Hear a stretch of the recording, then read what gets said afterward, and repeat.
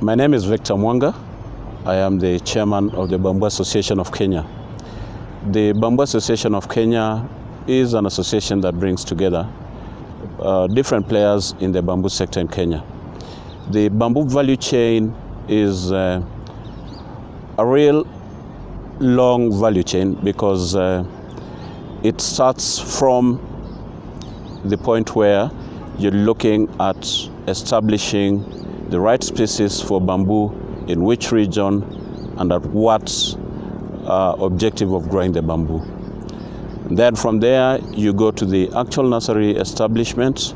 From the nursery establishment you go to the planting, and then the management of the plantation, and then the harvesting, then post-harvesting activities, and then value addition in whatever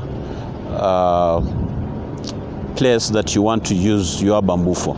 It could be for domestic use, it could be for a small cottage industry, or it could be for large manufacturing concerns. So the Bamboo Association of Kenya was registered in the year 2018 as an association through the State Law Department. But before that, a lot of farmers had come together under a coalition called the Kenya Bamboo Pioneers Network, which was basically a loose coalition of bamboo farmers bringing together farmers, nursery operators, small value addition workshops, and scholars and academicians. And we thought that it was important for us to have a legal entity that would be able to champion the cause of bamboo in this country. And so that is what metamorphosized from being a network into a full-fledged association registered by the State Law Office in Kenya. So we are here today, having been in operation for the last 2 years, just to look back and ask ourselves what strides have we made since we were registered as an association. So just looking at what our main objective is, a lot of people in this country know bamboo, but what do they use bamboo for? And where is the bamboo available? Because today when you talk about bamboo in Kenya, it's mostly associated with the bamboo in the Aberdares, the bamboo in Mount Kenya, the bamboo in Cherangani, and so on and so forth. But when you look at the crop, and just so that we identify and know that bamboo has been in the lives of this country for generations, there are local names for bamboo. For instance, the Kikuyu call it Mirangi, the Luos call it Modi, the Kalenjins call it Tegat, the Luyas call it Bidundu. So that means that bamboo has been part and parcel of our life. And even we have a Swahili name for bamboo, Mianzi, which means that bamboo was at the coast at 0 meters above sea level, and bamboo was also in those many years ago predominant in very high altitude levels like the 2,400, 2,500, 3,000 meters above sea levels in Mount Kenya, in Aberdares, in Cherangani, in Mount Elgon. So what does it tell us about this crop? It is a crop that has been entrenched in our tradition. We used it before, our forefathers used it, but because of land pressure and because of the ease of use of bamboo, the resource was actually used to a point where it no longer exists in some community, though the name does exist. So it is this, based on this, that we said, if this crop has been there with us, why is it taking a backstage?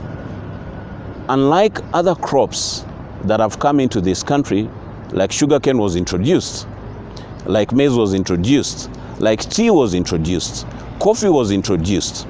What about this resource that we've had for all these years, and yet it doesn't get any recognition? So again, our main objective was to reintroduce bamboo back into our communities and into our culture, into our history, so that we can then look at what is it that we can do with bamboo.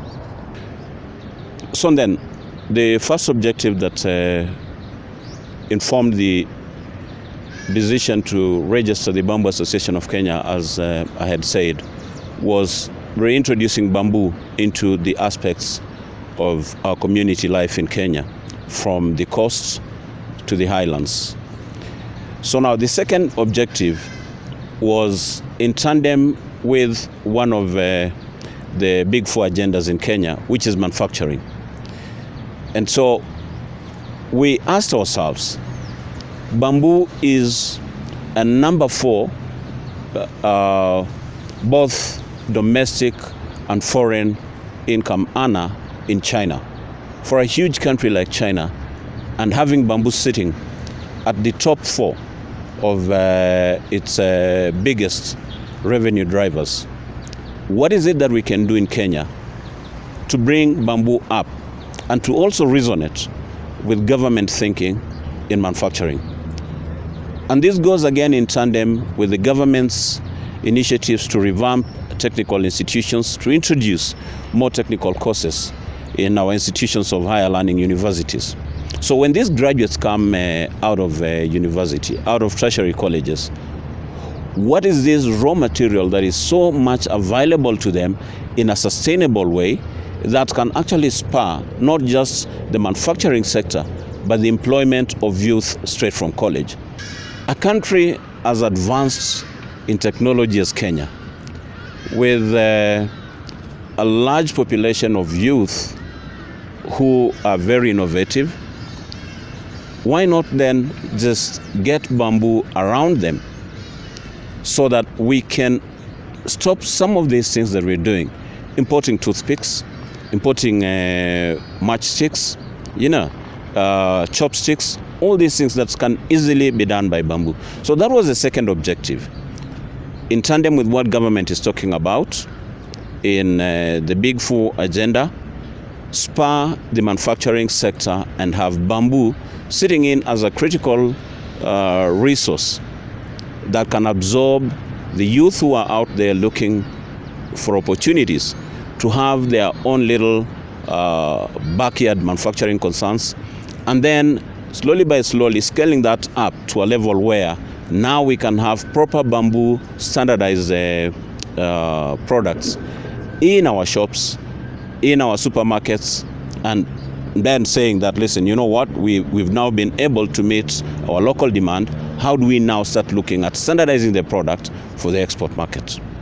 The second thing, and which I'll talk about later on, is food security as an agenda, as one of the Big Four agendas. Food security is directly attributed to the availability of water in this country. Water has become a scarce resource in this country. And that is just because we've cut down our trees, we've not been able to manage our riverbanks, and so there's lots of siltation going into our oceans, lots of siltation going into our lakes. And Baringo is one case where the lake now is looking for more space just because its bed is full of silt. So how does bamboo play a role in food security? We plant bamboo along our riverbanks, it holds the soil, less soil erosion, the rivers get back to their initial course, the riverbeds become deeper because all the silt that is there, we have no more additional silt getting into the rivers. And so the more water we have, the more that we can have the residents within those catchment areas that we've earmarked for bamboo growing, having less instability in as far as water is concerned, and also wash off of topsoil. So that is one the other objective that we thought about, that bamboo can actually play a critical role in the food security in this country. And also remember, bamboo shoots are edible. It's one of China's biggest exports. And whereas China, because of its adverse weather temperatures, where you're getting into very extreme heat or getting into very extreme cold seasons, The bamboo in Kenya grows throughout because we have more of a stable climate. So why can't we then start looking at how do we process bamboo shoots as food, not only for us, but also for export? And this is one of the things that the communities, the Sabot community in Mount Elgon, has done time immemorial. That for them, bamboo is one of their most staple food, and it comes in very handy during the times that food is not available because of failed rains or because there was no conducive environment to produce other food crops. So that is the other thing. So the objective of setting up the Bamboo Association is not so that the few people that are already growing bamboo have an association that brings them together, but it's basically to entrench bamboo into our community systems, to entrench bamboo as an available, sustainable raw material that can spur economic growth